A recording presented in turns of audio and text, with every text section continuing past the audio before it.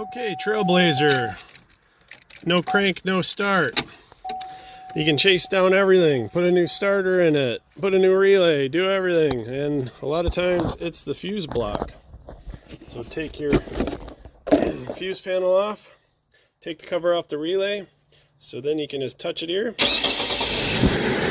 And that's what the problem is. There's a wire that's broke inside the fuse block, so you need a new fuse block, or tear it all apart and fix it. Or you can just do what I do, take the cover off the relay and just touch it. Good enough. Later.